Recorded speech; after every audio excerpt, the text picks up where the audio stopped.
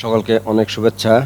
2026-27 অর্থ বছরের ই রিটার্ন অনলাইনে জমা দেওয়ার ক্ষেত্রে যাদের এফডিআর, ফাইন্যান্সিয়াল ইনভেস্টমেন্ট, ডিপিএস, সঞ্চয়পত্র, লাইফ ইন্স্যুরেন্স এগুলো রয়েছে, সেগুলো কিভাবে ইনপুট দিতে হবে এবং এগুলোর থেকে যে source tax, advance income tax, rebate আমরা কিভাবে ক্যালকুলেশন করব এবং সর্বোপরি যাদের আয় রয়েছে কিন্তু ইনকাম ট্যাক্স দেওয়ার মতো নয়, অর্থাৎ ইনকাম ট্যাক্সের জন্য যে মিনিমাম রেট তার থেকে কম ইনকাম, তার জিরো রিটার্ন কীভাবে সাবমিট করতে হবে সে সম্পর্কে আমরা ডিটেল এখানে দেখব।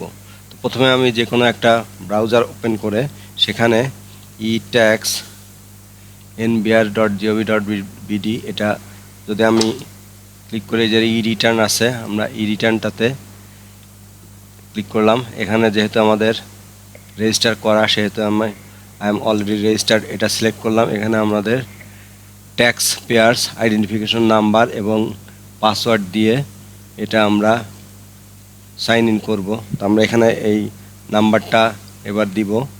আমরা এখানে পাসওয়ার্ড এবং আইডি দিয়ে আমাদের ই রিটার্ন যেটা সাবমিশনের অপশনটা সেটা ওপেন হয়েছে। তো এখানে আমাদের যে 2026-27 এখানে আমাদের যদি 25-26-এর রিটার্ন দেখতে চাই তাহলে এটাতে ক্লিক করে আমাদের রিটার্ন দেখাও সম্ভব। এখানে যদি আমি চেঞ্জ দেই তাহলে আমার 25-26-এর রিটার্ন এখানে শো করবে।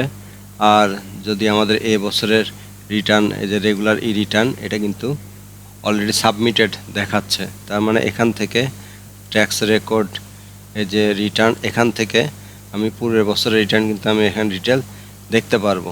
আমি যদি এখান থেকে আবার 2026-27-এ দেই চেঞ্জ, তাহলে আমি কিন্তু আবার এই যে আমার এ বছরের যে অনলাইনে আমরা ই রিটার্ন জমা দেওয়ার সেই অপশনে চলে আসলে এবার আমরা রেগুলার ই রিটার্ন এটাতে আমরা গেলাম। তো এখানে আমাদের এই যে সবগুলো মোটামুটি কিছু আছে কমন। তো এখানে আমাদের যে রিটার্ন স্কিম সেলফ নিজেরা দিব, ডেট 2026-27 অ্যাসেসমেন্ট ইয়ার, এখান থেকে যে ডেট দেওয়া আছে এটা ঠিকই আছে। Resident status resident, any income which is fully exempted from tax, এখানে আমরা নো দিচ্ছি। আর এখানে ট্যাক্সেবল ইনকামের মধ্যে আমাদের যেহেতু সাধারণ কিছু যেটা বিভিন্ন এখানে যে অপশনগুলো আছে সেই অপশনগুলোর মধ্যে না থাকার কারণে এখানে আমরা ইনকাম ফ্রম আদার সোর্সেস এটা দিয়েছি। আর ইনকাম ফ্রম ফাইন্যান্সিয়াল অ্যাসেটস এর মধ্যে যে আমার এফডিআর, ডিপিএস, তারপর সঞ্চয়পত্র এগুলো রয়েছে সেগুলোর জন্য আমি এটা দিচ্ছি। তো এটা আমরা দিয়ে এটা আমি কন্টিনিউ দিলাম। অ্যানি আদার এরিয়া, এখানে দেখেন এর মধ্যে কতগুলো সিটি কর্পোরেশন এরিয়া আছে। নির্দিষ্ট সিটি কর্পোরেশনের জন্য সেটার আলাদা একটা ইনকাম ট্যাক্স দিতে হয়, চার্জ, সিটি কর্পোরেশনের সুযোগ সুবিধার জন্য। তো আমরা claim tax rebate for investment, আমাদের যদি ট্যাক্স রিবেটের অপশন থাকে, যেমন আমরা সঞ্চয়পত্র রাখলে বা কী ক্ষেত্রে আমরা লাইফ ইন্স্যুরেন্স এগুলোর ক্ষেত্রে আমরা রিবেট পেয়ে থাকি, তো সেই ক্ষেত্রে আমাদের রিবেট ক্লেমের জন্য আমরা ইয়েস দিলাম। গ্রস ওয়েলথ মোর দেন 50 লাখ, যদি ইয়েস হয় তাহলে ইয়েস দিতে হবে, আর যদি নো হয় তাহলে নো দিতে হবে।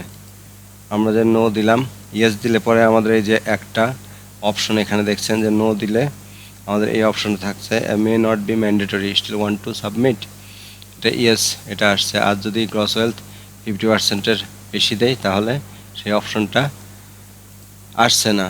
তা আমরা যেহেতু 50 লাখের নিচে আমাদের সেটা দিয়ে আমি প্রবেশ করলাম। এখানে আমার ইনকাম ফ্রম ফাইন্যান্সিয়াল অ্যাসেটস এর মধ্যে আমাদের কি কি আছে, এখানে কিছু ইনপুট দেওয়া আছে। এর মধ্যে আমাদের যদি নতুন কোনো, এখানে যেমন একটা সঞ্চয়পত্রের আছে যে এখান থেকে অ্যাড করার জন্য, এই যে এখান থেকে দিয়ে এই অপশনে গিয়ে এখানে যদি আমরা এই যে সঞ্চয়পত্র এটা দেই, অলরেডি এটা দেওয়া আছে যার কারণে এটা নিচ্ছে না এটার। তা আমরা এটা এখান থেকে ক্লিক করে এটা ডিলিট করে দিতে পারি, রিমুভ, আমরা রিমুভ করে দিলাম। এখান থেকে যদি আমার এই আরও থাকে, এই যেমন আমরা ফিক্সড ইন্টারেস্ট এখান থেকে দিলাম। আর যদি সঞ্চয়পত্রের মধ্যে আমার এখান থেকে ইম্পোর্ট ফ্রম এনএসডি এখানে আমার কিন্তু আছে, এটা আমরা এরকম অপশন আসবে, আমরা ইম্পোর্ট ফ্রম এনএসডি দিলে আমার এখান থেকে এটা সিলেক্ট করে যদি বেশি থাকে বেশি দিতে হবে, আর কারো 2-3টা থাকে যে কয়টা থাকবে সেই কয়টা দিয়ে আমার ইম্পোর্ট দিয়ে দিলাম, ইম্পোর্ট আসছে। আর ইম্পোর্ট হওয়ার পরে যদি আমি দেই তাহলে কিন্তু এটা এই যে দেখাচ্ছে সঞ্চয়পত্র ডাটা হেজড সাকসেসফুলি, মানে এটা অলরেডি হয়ে গেছে। তা এখন এরপরে আমার এই একইভাবে ইন্টারেস্ট ফ্রম ব্যাংক বা ফাইন্যান্সিয়াল ইনভেস্টমেন্ট, এখান থেকে আমাদের কোন ব্যাংকে যদি এখানে অপশন আরও থাকে তাহলে আমাদের এখান থেকে অ্যাড করতে হবে অন্যান্য ব্যাংকের ক্ষেত্রে, বা অন্যান্য যদি ফিক্সড ইন্টারেস্ট থাকে, যেহেতু একটা এখানে দেখানোর জন্য এখানে একটা দেখানো হয়েছে। সঞ্চয়পত্রের ক্ষেত্রেও একই টাইপের। তো যেহেতু এটা ইম্পোর্টের অপশন আছে, এটার এই যে ইম্পোর্ট ফ্রম এনএসডি এটার অপশন আছে অটোমেটিক্যালি, সেজন্য এখানে আলাদা অ্যাড করার দরকার নেই। আবার কারো যদি সঞ্চয়পত্র এটা দেখা যাচ্ছে নগদায়ন করা হয়ে থাকে তাহলে এর পাশে কিন্তু লেখাও আসবে, ইনক্যাশড এখানে লেখা চলে আসবে। তা আমরা আর অন্যান্য ক্ষেত্রে যেমন ইনকাম ফ্রম আদার সোর্সেস, তো আদার সোর্সের মধ্যে আমরা ধরলাম যে কেউ হয়তো স্টুডেন্ট বা অন্যান্য ক্ষেত্রে বা ছোটোখাটো ব্যবসাও হতে পারে, তো এখানে যদি তার ইনকাম যেমন 4 লাখ টাকার মধ্যে কম হয় তাহলে তো ইনকাম ট্যাক্স জিরো রিটার্ন দিতে হবে বা জিরো রিটার্নের আওতায় আসবে। তো সেই ক্ষেত্রে আমরা হয়তো একজনে ধরলাম যে সে টিউশনি করে, তো এখানে পেমেন্ট অথরিটি এখানে আমি দিয়েছি স্টুডেন্ট গার্জিয়ান, ডেট আমরা লাস্ট ডেটটা দিয়েছি 30/6/26, 1,20,000 টাকা, এর এক্সপেন্স নেই, টোটাল ইনকামটা 1,20,000 টাকা এখানে এসেছে। তো আমরা এখানে পরের অপশনে যাই। আর যদি এখানে আরও অন্যান্য থাকে তাহলে এখানে আরও অপশনে সেটাও দেওয়া যাবে, যেহেতু একটা আমি দেখানোর জন্য সেটা দিয়েছি। তো আমরা সেভ অ্যান্ড কন্টিনিউ দিলাম। আমাদের এরপরে রিবেটের অপশনগুলো হলো নর্মালি লাইফ ইন্স্যুরেন্স, ডিপিএস, তারপরে যে পিএফ সরকারি চাকরি যারা করে, এখানে আরও অনেকগুলো অপশন আছে। সেই অপশনগুলোর মধ্যে যদি থাকে কারো এই বিনিয়োগ, তাহলে এই ক্ষেত্রে সেসব ক্ষেত্রে আমরা রিবেট পেয়ে থাকবো। আর রিবেটের ক্ষেত্রে একটা জিনিস মনে রাখতে হবে যে আমরা যেমন এই সঞ্চয়পত্র, ডিপিএস বা লাইফ ইন্স্যুরেন্সের ক্ষেত্রে আমরা যে বছরের জন্য আমরা দিচ্ছি ইনকাম ট্যাক্স, সেই বছরে যদি আমাদের কোনো সঞ্চয়পত্রের এরকম ডিপোজিট করে থাকি তাহলে সেটা থেকে আমরা রিবেট পাবো। যদি আগের বছরের থাকে সেগুলো থেকে পাওয়া যাবে না। এখানে যেমন আমাদের একটা লাইফ ইন্স্যুরেন্সের মেট লাইফে দেখানো হয়েছে, এটা পলিসি ভ্যালু। এটা প্রথমে যে পলিসি ভ্যালুটা আপনারা লাইফ ইন্স্যুরেন্স করেছেন সেই করার সময় কিন্তু একটা পলিসি ভ্যালু নির্দিষ্ট করা থাকে, সেই অনুসারে কিন্তু প্রিমিয়ামটা আসে। তো এখানে 3,60,000 টাকা করা আছে, আমার হয়তো 5,000 টাকা করে প্রতি মাসে, তো 5 বরং 60,000 টাকা। এখানে একটা বিষয় মনে রাখতে হবে, এখানে যে অ্যালাইবল অ্যামাউন্ট দিয়েছে 36,000 টাকা, এটা কিন্তু এইটার ম্যাক্সিমাম হলো যে 10%, ঠিক আছে, ম্যাক্সিমাম 10%, তাহলে এটা হলো 10%, এই হচ্ছে 36,000 টাকা। এখানে যে আমি দিতাম যে 1,60,000 টাকা, তাহলে কিন্তু ম্যাক্সিমাম এই 36,000 টাকায়। আর আমি যদি এখানে আমি দেখালাম 30,000 টাকা, তাহলে কিন্তু এই যে 30,000 টাকা আসছে। তার মানে যতই আমি কম বা বেশি করি ম্যাক্সিমাম হবে এই 10%, আর মিনিমাম হলে যেটা জমা দিব সেইটা। যেহেতু আমি 60,000 টাকা দেখাইছি মাসে 5,000 করে, এখানে 36,000 টাকা আসছে এর 10%। এখানে যে আরেকটা থাকে তাহলে সেভাবেও দেখানো যায়। এখানে আমি আরেকটা হয়তো দেখালাম 60,000, সেই ক্ষেত্রে আমার এখানে এই নাম্বারগুলা দিলাম, নাম্বারগুলো আপনারা যেটা থাকবে সেই হিসাবে দিবেন। এখানে হয়তো 7,20,000 টাকা,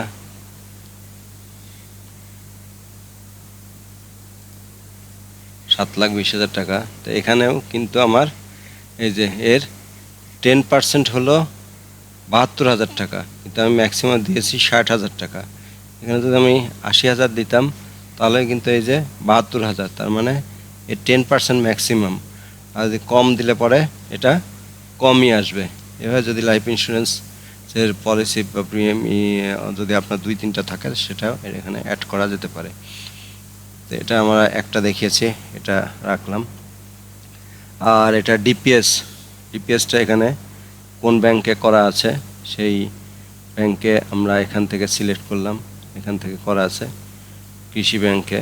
এটা অ্যাকাউন্ট নাম্বার, ডিপোজিট অ্যামাউন্ট, অর্থাৎ ডিপিএসটা এই বছরে 2025-26-27-এর 5,000 করে যদি হয় তাহলে 5×60, অনেকে বছরের মাঝামাঝি টাইমে করে থাকেন, হয়তো দেখা যাচ্ছে 7 মাসের জন্য, তাহলে 5,000 হলে 7 মাসের তখন সেখানে হবে 35,000 টাকা। তাহলে যেটা হবে অ্যামাউন্ট, সেই অ্যামাউন্টটা এখানে অ্যালাউয়েবল অ্যামাউন্ট এখানে যদি আমি দেই, দেখা যাচ্ছে আবার এটা বেশি দিলে হবে না, আমি হয়তো দিলাম এখানে 1,60,000, কিন্তু ম্যাক্সিমাম এই যে অ্যালাউয়েবল অ্যামাউন্ট হলো 1,20,000, এর বেশি হবে না। তার মানে আমি এখান থেকে যতই দেই ম্যাক্সিমামটা হবে আমার 1,20,000, এটা হলো অ্যালাউয়েবল অ্যামাউন্ট। তো আমি 60,000 দিচ্ছি যেহেতু ম্যাক্সিমাম, সেহেতু এখানে 60,000 টাকা হয়েছে। কারো যদি ডিপিএস এরকম 2-3টা বা একের অধিক থাকে তাহলে এখান থেকে অ্যাড করে সেই একইভাবে সিলেক্ট করে অ্যাকাউন্ট নাম্বার এবং ডিপোজিট অ্যামাউন্ট দিয়ে এখান থেকে অ্যাড করতে পারেন। আর যদি অন্যান্য অপশনগুলো থাকে সেগুলো এখান থেকে অ্যাড করে নিতে পারেন। আমাদের টোটাল এখানে আমাদের 1,20,000 টাকা, কিন্তু আমাদের অ্যালাউয়েবল অ্যামাউন্ট হয়েছে 60 আর 36, অর্থাৎ এই যে এখানে হলো টোটাল অ্যাকচুয়াল ইনভেস্টমেন্ট আর হলো total allowable investment for rebate, এই 96,000 টাকা এখানে রিবেটের জন্য এসেছে। তো আমরা এবার এক্সপেন্ডিচারের ক্ষেত্রে আপনাদের এখান থেকে যেটা আসবে সেগুলো দিতে পারেন আপনাদের আলাদা করে। তা আমি যদি এখানে দেখা যাচ্ছে যে যদি 10,000 করে দেই তাহলে 1,20,000 টাকা আমি হয়তো এখানে দেখালাম এই আমার এক্সপেন্ডিচার। তারপর আরও অন্যান্য কিছু, এগুলোতে আপনি পৃথকভাবেও দেখানো যেতে পারে অথবা একত্রেও দেখানো যায়। আর যেগুলো অপশনে এগুলো এই যে এই কালার হয়ে আছে সেগুলো পৃথকভাবে দেখাতে হবে। এই যে এগুলো দিলে এখানে যদি আমি 4,000 দেই, এখানে 2,000, তাহলে আমার টোটালটা কিন্তু এই 4 আর 2 6,000 টাকা চলে আসলো। ঠিক আছে, এভাবে আমাদের এই অ্যামাউন্টগুলা এখানে দিতে হবে। এটা আমি ডিলিট দিয়ে দিলাম, এটা আমরা অ্যাড করিনি। এই একইভাবে অন্যান্য যদি থাকে সেগুলো আমাদের এখানে অ্যাড করে নিতে হবে। তো এভাবে অ্যানি আদার এক্সপেন্সেস 25,000 দেখানো হয়েছে। আর আরেকটা হলো যে tax charges etcetera paid during 1 July 2025 থেকে 30 জুন 2026। এই যে আপনি যে গতবারে যে ট্যাক্স দিয়েছেন, যদি ট্যাক্স দিয়ে থাকেন এখানে অনেকে দেখা যাচ্ছে টাকা অনেক বেশি এসেছে, হয়তো 20-30,000 টাকা, সেটা যদি দিয়ে থাকেন তাহলে সেটা তো এর মধ্যে অ্যাড করতে হবে। তাহলে সেই ক্ষেত্রে আপনি যদি দেখা যাচ্ছে 25,000 টাকা বা ইনকাম ট্যাক্স দিয়েছেন, তাহলে সেটা তো সেই অর্থ বছরের মধ্যে, তাহলে এই টাকাটা এখানে দেখাতে হবে। যেহেতু আমাদের জিরো রিটার্ন, সেহেতু আমরা এখানে জিরো বা এখানে না দেখালেও সমস্যা নাই সেই হিসাবে। তো এখানে টোটাল এসছে যে আমাদের অ্যামাউন্ট 1,45,000 টাকা। অন্যান্য যদি এক্সপেন্স থাকে তাহলে সেগুলো এখানে দেখাতে পারেন। এভাবে আমরা পরের ধাপে গেলাম। এখানে একটা বিষয় দেখানোর জন্য এগুলো আমি এখানে ইনপুট দিয়েছি, যেমন নন এগ্রিকালচারাল প্রপার্টির মধ্যে আপনার এখানে কতগুলো অপশন আছে, যেমন land, building, flat, floor space, land and building, flat process, এটার 3টা অবলিক দিয়েও দেখানো আছে। তো এগুলো আমি একটা দেখিয়েছি যে ল্যান্ডের ক্ষেত্রে ঢাকা, এটা মধ্যে আছে অপশন আছে যে পারচেস, তারপরে ইনহেরিটেন্স অর গিফট, মানে কেউ গিফট করেছে নাকি পৈতৃক সম্পত্তি হিসাবে পেয়েছেন নাকি এটা ক্রয় করেছেন। তা আমি ক্রয় দেখানো হয়েছে। আর এটা হলো ইউনিটটা আগে দিয়ে নিতে পারেন, ইউনিটটা কিসে, স্কোয়ার ফিট না স্কোয়ার মিটার, নর্মালি আমরা স্কোয়ার ফিটে দেখি। তো 700 স্কোয়ার ফিট বা অন্যান্য এটা যা ডেসিমালেও দেওয়া যায়, ডেসিমালেও দিতে পারেন জমির হিসাবে। ল্যান্ডের ক্ষেত্রে যদি আমরা 2 ডেসিমেল দেই, এখান থেকে আপনার যে আছে যেটা অ্যাকচুয়াল সেই হিসাবে দিতে হবে সেটা। তারপরে এখানে যখন এখানে কিন্তু কতগুলো অপশন ক্ষেত্রে, যেমন বিল্ডিং যদি দেন তাহলে এটা কিন্তু এই যে ফ্লোর এরিয়া এবং এটা আসছে। আর আপনি যদি এখানে এই যে ল্যান্ড সিলেক্ট করেন তাহলে এই দুটো অপশন দিতে হচ্ছে না, এটা আসতে পারে, সেই হিসেবে আপনারা দিতে পারেন। আর পারচেজ অ্যাকুইজিশন বা পারচেজের সময় যে প্রাইসটা ছিল এটা আপনি হয়তো জুলাই বা আগস্ট মাসে কিনেছেন, তো সেটা বর্তমান প্রাইস হয়তো বাড়তেও পারে। এখানে যদি বাড়ে তাহলে আপনার হয়তো যদি দেখা যাচ্ছে 5 লাখ টাকা প্রাইস দিয়ে কিনছেন, সেটা হয়তো এখন 6 লাখ টাকা হয়ে গেছে, তাহলে কিন্তু এটা 6 লাখ টাকা আপনার সম্পদ হয়ে যাবে। আর যদি মনে করেন যে না এটা পূর্বের প্রাইজে আছে তাহলে সেটা রাখতে পারেন, অথবা এটা এই যে এখানে 50,000 টাকা বৃদ্ধি হয়েছে বর্তমান প্রাইজের উপরে, সেই জন্য এখানে 5 লাখ টাকা দেখানো হয়েছে, এখানে 4,50,000 ছিল।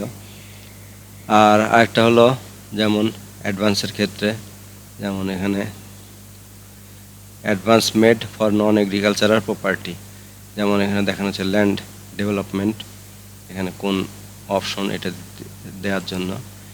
এটা জাস্ট আপনার হয়তো কোনো একটা ফ্ল্যাট কিনবেন, সেই ফ্ল্যাটের থেকে হয়তো নিজেরা বা কোনো মাধ্যমে বিল্ডিং করা হচ্ছে, সেখানে হয়তো ইনিশিয়াল হয়তো মাটির যে লো ছিল অনেক নিচু জায়গা, সেখানে তো বালি টালি বা অন্যান্য কাজ করতে হচ্ছে, সেখানে ল্যান্ড ডেভেলপমেন্টের জন্য দেখানো হয়েছে। এটাও হয়তো পারচেস দেখানো। তারপরে অ্যাডভান্স কত দিয়েছেন তো সেটার ক্ষেত্রে পুরো বছরে। তারপর advance amount at the end of income ইয়ার, এটা যদি আপনি বেশি দিয়ে থাকেন 2 লাখ তাহলে সেটাও দিতে পারেন, 1 লাখ সেটাও দিতে পারেন। তো এখানে এই যে advance amount start of income year আর advance amount at end of income year কত, এটা আমাদের হিসাব মতো দিতে হবে। তারপরে এগ্রিকালচারাল প্রপার্টি যদি থাকে আপনার, মানে কৃষি জমি, এটা ফ্ল্যাট বা সেই ক্ষেত্রে দেখানো হলো। এটা না থাকলে এটা না দিলেও হবে, থাকলে আপনাদের এবারে যে টিক চিহ্ন দিয়ে সেটা অপশন দেখাতে পারেন। আর এগ্রিকালচারাল প্রপার্টি যদি থাকে, কিশোরগঞ্জ এটা দেখানো হয়েছে ইনহেরিটেজ ট্রেন্স, মানে এটা পৈতৃক সম্পত্তি হিসেবে পাওয়া। এরিয়া অফ প্রপার্টি এখানে ডেসিমেল হিসেবে দেখানো হয়েছে 2 ডেসিমেল এর প্রাইস। এটা আপনাদের মানে যে হিসাবে আসে সেই হিসাবে দেখাবেন এটা টোটালটা, এখানে জাস্ট এক্সাম্পল দেখানো হয়েছে। তারপরে আপনার যদি সঞ্চয়পত্র থাকে, সঞ্চয়পত্র আপনার এখানে এই যে এখান থেকে দিয়ে এই অপশনটা দিয়ে আপনি যদি ইম্পোর্ট ফ্রম ইনকাম এখানে দিয়ে এটা সিলেক্ট করে আপনি দিতে পারেন। যেমন সিনক্রোনাস, এখানে ডুপ্লিকেট ইন্টারেস্ট, মানে একবার দেয়া হয়েছে এটা আবার পরের বার আবার দেওয়া হচ্ছে, এই জন্য এটা ডুপ্লিকেট দেখানো হলো।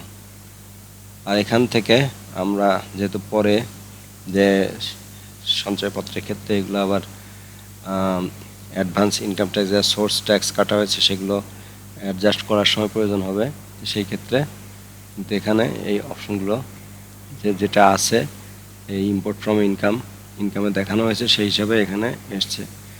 আর এটা যদি না থাকে তাহলে সেটা কিন্তু এই ইম্পোর্ট ফ্রম ইনকাম দিলে সেটা আসতো না।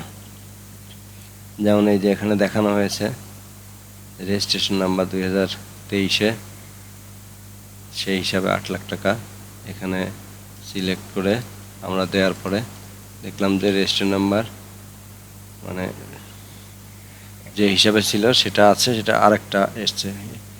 এটা দেখানো আপনাদের সেই এভাবে এটা নতুন এবছরের অপশনটা অটোমেটিক্যালি এটার যে সঞ্চয়পত্রটা আগে ম্যানুয়ালি অ্যাড করতে হতো, এবার ম্যানুয়ালি অ্যাড করার প্রয়োজন হচ্ছে না, অতি সহজ একটা সিস্টেম চলে এসছে। ফিক্সড ডিপোজিট যেরকম এফডিআর, এখান থেকে আপনার এখানে পার্টিকুলার্স কি এফডিআর, তারপরে ব্যাংকের নেম, এখানে ব্যাংকের নেম আপনারা সিলেক্ট করে দিতে পারেন।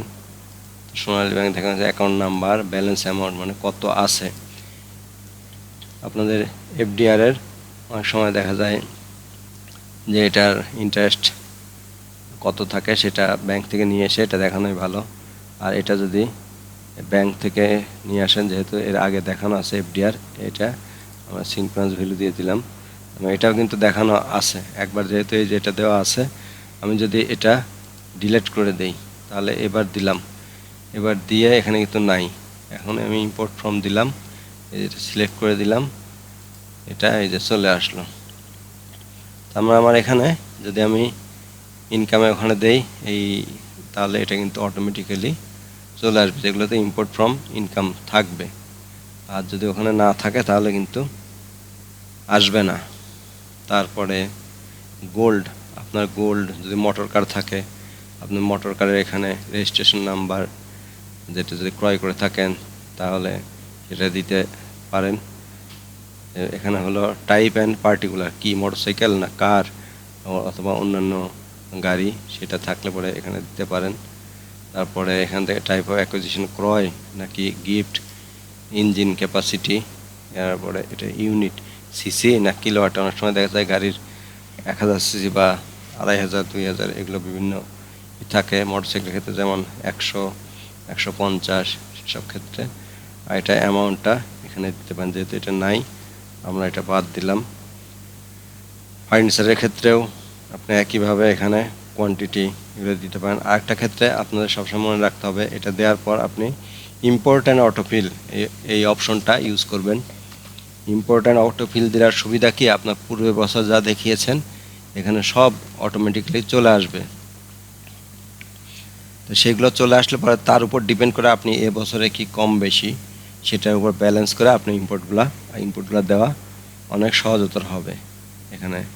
আর তা না হলে আপনার কিন্তু পূর্বের বছরে আবার সব কিছু দেখতে হবে। তো ইম্পোর্ট অ্যান্ড অটোফিল এটা আপনার অ্যাসেসমেন্ট লায়াবিলিটিসের প্রথমেই এটা দিয়ে নেবেন।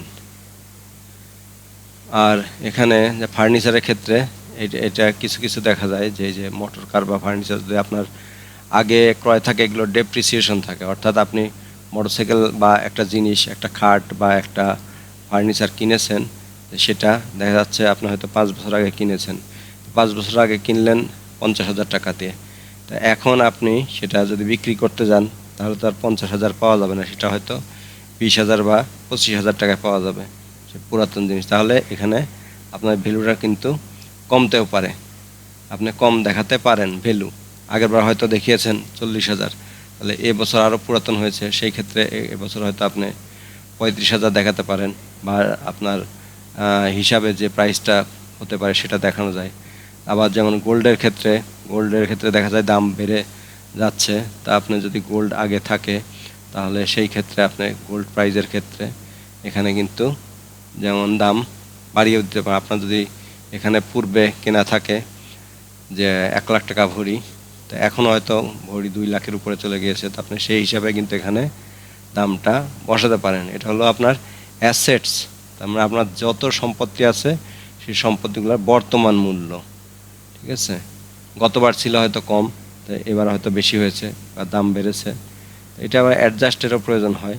আপনার লাস্টে যে আপনার সোর্স অফ ইনকাম আসবে সেটাতে আবার অ্যাডজাস্ট করে দিতে হবে, তা না হলে কিন্তু আপনার ব্যালেন্স মিলবে না। তারপর ব্যাংক অ্যাকাউন্টের ক্ষেত্রে আপনার যদি ব্যাংকের অ্যাকাউন্টের নাম্বার সব দেওয়া থাকে তাহলে সেখান থেকে ইনপুট দেওয়া থাকে তাহলে এটা চলে আসবে। আর যেহেতু ব্যাংক অ্যাকাউন্ট ইনপুট দেওয়া নাই, সেই ক্ষেত্রে আপনি এখানে অ্যাড দিয়ে সেখান থেকে আপনার এই যে ব্যাংক অ্যাকাউন্ট তারপরে অন্যান্য যে তথ্যগুলো সেগুলো অ্যাড করে দিতে পারেন সহজেই। ক্যাশ ইন হ্যান্ড এই জিনিসটা একটু আপনারা খেয়াল করবেন, যেটা cash in hand amount at the end of the income ইয়ার। তো এখানে আপনার এই যে এখানে দেখা যাচ্ছে আমাদের এই 2,20,000 টাকা মাইনাস। এই মাইনাসের অর্থ হলো আপনাকে মাইনাস থাকলে মাইনাস করতে হবে সম্পদ, প্লাস থাকলে প্লাস করতে হবে। দেখেন আপনার টোটাল আউটফ্লো, আপনার সোর্স অফ ফান্ড মানে টোটাল টাকা আপনার ইনকাম করেছেন 16,46,760 টাকা, আর টোটাল ফান্ড আউটফ্লো হলো 18,66,760 টাকা, ঠিক আছে। তো এইখানে আপনাদের কিন্তু এই যে এই ডিফারেন্সটা 0 হতে হবে। এটা যদি আমরা দেই, এটা আমরা দিলাম ইয়েস দিলাম, যে অপশন আছে সেই হিসাবেই আমাদের এখান থেকে সেই অপশনে গিয়ে আমরা যদি এখানে সাবমিট দেই সেটার অপশন আসছে, কিন্তু এটা জমা দিতে গেলেও এটা নিবে না। তা আমাদের সেই অপশনটাতে আমরা যে অ্যাসেটস অ্যান্ড লায়াবিলিটিজের ক্ষেত্রে এই সবগুলো আমরা দিয়ে আবার সিনক্রোনাইজ করব, মানে সোর্স ট্যাক্সটা অ্যাড করব। তাহলে এইখানে আমাদের 2,20,000, এখানে আমাদের এই যে এটা টাকাটা কোত্থেকে আসলো, এখানে দেখা যাচ্ছে এই যে গিফট ফ্রম ফাদার রেফারেন্স, মানে এটা তার যে ট্যাক্সের ইনকাম ট্যাক্সের জন্য যে নাম্বারটা সেটা এখানে অ্যাড করতে হবে। তারপরে সেই অ্যামাউন্টটা কত সেটা এখানে অ্যাড করতে হবে। আর এইটার আপনার যদি দেখা যায় যে 5-10 হাজার টাকার ডিফারেন্স থাকে, সেই ক্ষেত্রে আপনার এখান থেকে এই যে ক্যাশ ইন হ্যান্ড, ঠিক আছে, সেটাতে আপনি এটা কিছুটা ব্যালেন্স করে এটা মিল করতে পারবেন বা অ্যাডজাস্ট করতে পারবেন। তো আমরা এখানে যেহেতু 2,20,000 টাকার ডিফারেন্স মাইনাস, মানে বেশি হয়ে গেছে, এই 2,20,000 টাকা আমরা কোথায় পেলাম? তাহলে এখানে আমরা ল্যান্ড প্রপার্টি, এই যে ল্যান্ড প্রপার্টির প্রাইস কিন্তু আমার 50,000 টাকা ইনক্রিজ হয়েছে। তারপরে আর এখান থেকে আমার অন্যান্য কিছু দেখানো নাই, তা আমি এখানে রিসিভের ক্ষেত্রে এই যে আদার্সের ক্ষেত্রে আমি যদি এখানে লিখি যে ল্যান্ড প্রপার্টি প্রাইস ইনক্রিজ দিলাম, রেফারেন্স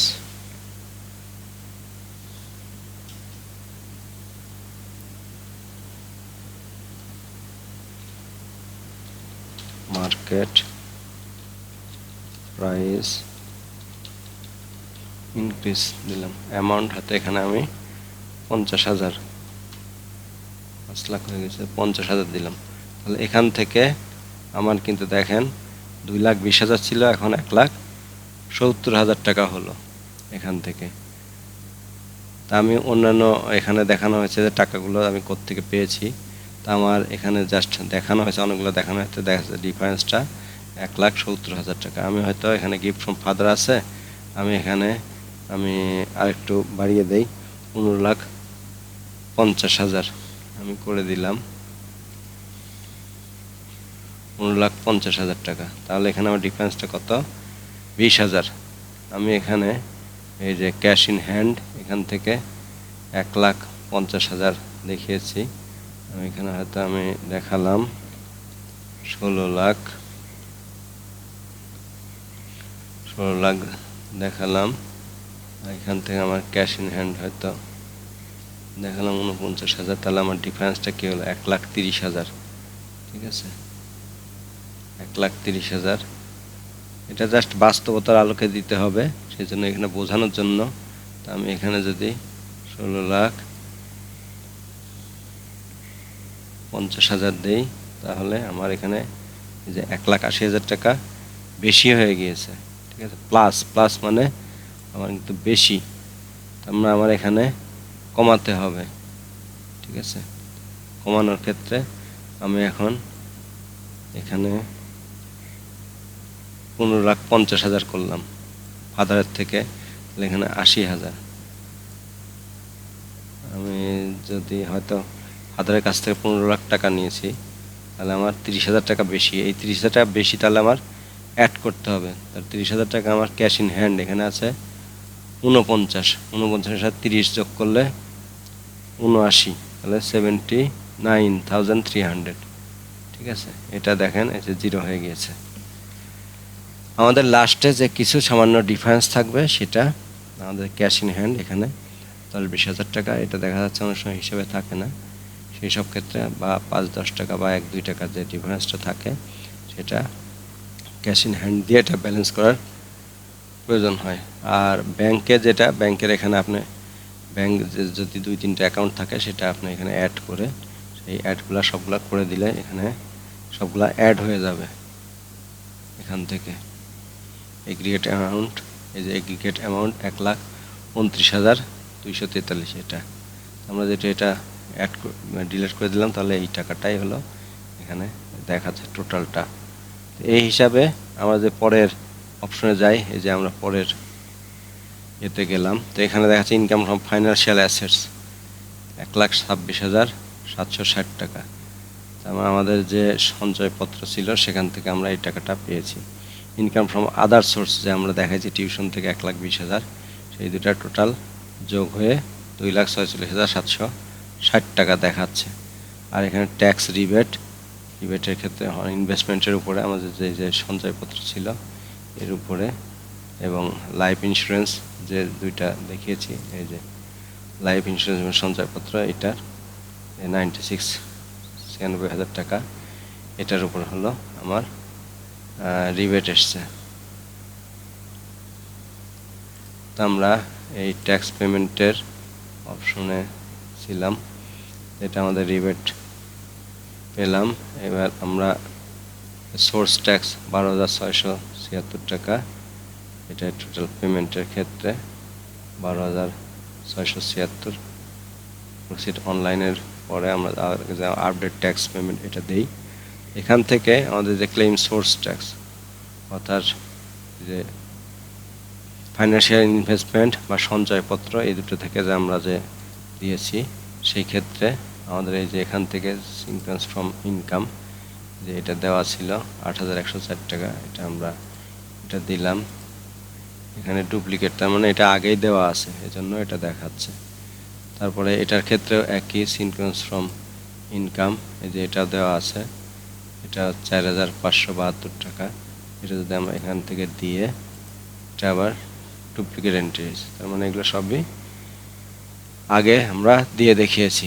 আর ক্লেম অ্যাডভান্স ইনকাম ট্যাক্স যদি আগে দেয়া থাকে সেই ক্ষেত্রে দিতে হবে। আর অ্যাডজাস্টমেন্ট অফ ট্যাক্স রিফান্ড, এটা হলো আগের বারে যদি আপনি বেশি দিয়ে থাকেন সেই ক্ষেত্রে এখানে নো ডাটা ফাউন্ড, মানে এটা যদি আগের বার দেওয়া থাকে তাহলে এই ডাটাটা অটোমেটিক্যালি চলে আসবে।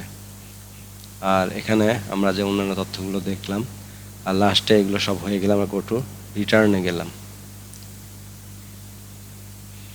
এই যে আমরা আবার সেই রিটার্নে চলে আসলাম, আমাদের সব কিছু কমপ্লিট হয়ে গেছে। এবার আমরা প্রসিড অন অনলাইন, এখানে গেলে আমার সব কিছু কিন্তু একবারে আমি দেখতে পাবো। এখান থেকে আমার কি কি দিয়েছি, আমার পার্টিকুলার অফ ইনকাম, এই যে পার্টিকুলার অফ ইনকাম কি কি আছে এগুলো দেখানো হয়েছে। এখানে এই যে ট্যাক্স রিবেটের ক্ষেত্রে যেটা হয়েছে 7,403 টাকা, এটা দুটো অপশন থাকে, একটা হলো 3% অফ ট্যাক্সেবল ইনকাম আর 50% অফ টোটাল ইনভেস্টমেন্ট। তাহলে এখানে দেখেন আমার যে এখানে এই যে এই টোটাল ইনকাম, মানে আমার যে টোটাল ইনকাম এসছে এর 3%, এবং টোটাল ইনভেস্টমেন্টের 15%, এই দুটার মধ্যে যেটা কম, তাহলে আমার এটা 3% করলে আসে হলো এই 7,403 টাকা। আর আমার টোটাল ইনভেস্টমেন্ট যেটা, সেই ইনভেস্টমেন্টের যদি আমি 15% করি তাহলে সেটা কিন্তু আমার অনেক বেশি। এই কারণে এই দুটার মধ্যে যেটা কম সেটাই কিন্তু আমার এখানে দেখাচ্ছে। এখানে এই রিবেটটা এভাবে ক্যালকুলেশন করতে হয়। আর এখানে আমার যে এক্সপেন্ডিচার দেখানো হয়েছে, টোটাল এক্সপেন্ডিচারটা এটা টোটাল। আর এখান থেকে আমার যে summation source of fund income দেখানো হয়েছে, এটা গিফট ফ্রম ফাদার, এটা টোটাল সোর্স অফ ফান্ড আমার যে এই দুটা যোগ করে এত হয়েছে। Net wealth, last date of previous income ছিল এত, sum of source of fund and previous year net wealth এত টাকা, তারপরে এক্সপেন্সেস এত টাকা, এবং টোটাল এক্সপেন্স এই দুটা যোগ করে অন্যান্য এত টাকা, এবং দুটা বাদ দিয়ে এই 38 লাখ এটা দেখাচ্ছে। তারপর টোটাল লায়াবিলিটিস এর মধ্যে নাই, যদি আপনার লায়াবিলিটিস বা দায়টাই থাকে সেটা ওখানে ইনপুট দিলে এটা চলে আসছে মাইনাস হতো। আর এক্ষেত্রে যে টোটাল যে নন এগ্রিকালচারাল প্রপার্টি সঞ্চয়পত্র কত আছে, তারপরে সেভিংস কত, হ্যাঁ এগুলো ফিক্সড ডিপোজিট যেগুলো সেগুলো ফাইন্যান্সিয়াল অ্যাসেটস দেখা যাচ্ছে এইটা। তারপর অর্নামেন্টস দেখাচ্ছে এত, ব্যাংকে আছে এত টাকা এবং ক্যাশ ইন হ্যান্ড এত টাকা, টোটাল এই টাকা। আর এই যে টোটাল আপনার করে এই যে 38,75,999, এটাকে যে সামারি কীভাবে হলো সেটা দেখাচ্ছে। এইভাবে আপনার অন্যান্য যে জিনিস ট্যাক্স এক্সেম্পটেড ইনকাম নাই এখানে, তারপর ট্যাক্সেবল ইনকাম, এটা এখান থেকে আমার ট্যাক্স আসবে না, যেহেতু 4 লাখ টাকা পর্যন্ত ছেলেদের জন্য। এবার মিনিমাম ট্যাক্সের যে এটা দেওয়া আছে ধাপটা, আর ল্যান্ড প্রপার্টি প্রাইস 50,000 টাকা ইনক্রিজ করছে। আর এটা হলো গিফট ফাদার থেকে। আর এই যে নন এগ্রিকালচার প্রপার্টির ডিটেলস এখানে দেওয়া আছে, এখান থেকে সঞ্চয়পত্র, term deposit, FDR, DPS, bank account, এখান থেকে যে টিটিএস কত কাটছে এগুলো দেখাচ্ছে। এখানে সবগুলো আপনার কিন্তু থাকবে। এখান থেকে যদি আপনি সাবমিট দেন তাহলে ইয়েস দিলে এবার সাবমিট হয়ে যাবে। আর যদি আপনার টাকা দিতে হয় তো সেটা সাবমিট হবে না। এখানে আমরা ডিটেলটা এখানে দেখলাম। এভাবে কিন্তু আপনার এবছরের যে ট্যাক্সের যে রিটার্ন ভিউটা আপনারা এখান থেকে দেওয়ার পরে এখান থেকে কিন্তু সার্টিফিকেট যেটা থাকবে এটা পরে নিতে পারবেন। দেওয়ার পরে আপনার এটা যেহেতু অটোমেটিক ভাবে এটা হয়ে যায়। তো এই ছিল আপনাদের মোটামুটি জিরো রিটার্ন এবং অন্যান্য যে FDR, DPS, life insurance, financial investment এগুলো থাকলে কীভাবে দিতে হয় ডিটেল আপনাদেরকে দেখানো হলো। তো আর সরকারি চাকরিদের ক্ষেত্রেও এইগুলো একটা অপশন থাকে, সেখানে বিভিন্ন তথ্যগুলো দিয়ে দিতে পারলে একইভাবে আপনারা দেখাতে পারবেন। তো আশা করছি ভিডিওটি দেখে আপনারা আপনাদের নিজেদের ইনকাম ট্যাক্স এবছরের অতি সহজেই দিতে পারবেন। আর ভিডিওটি দেখে যদি আপনারা এখান থেকে তথ্য পান বা ভালো লাগে তবে অবশ্যই লাইক এবং শেয়ার দেবেন। তো আবারও সকলকে ধন্যবাদ।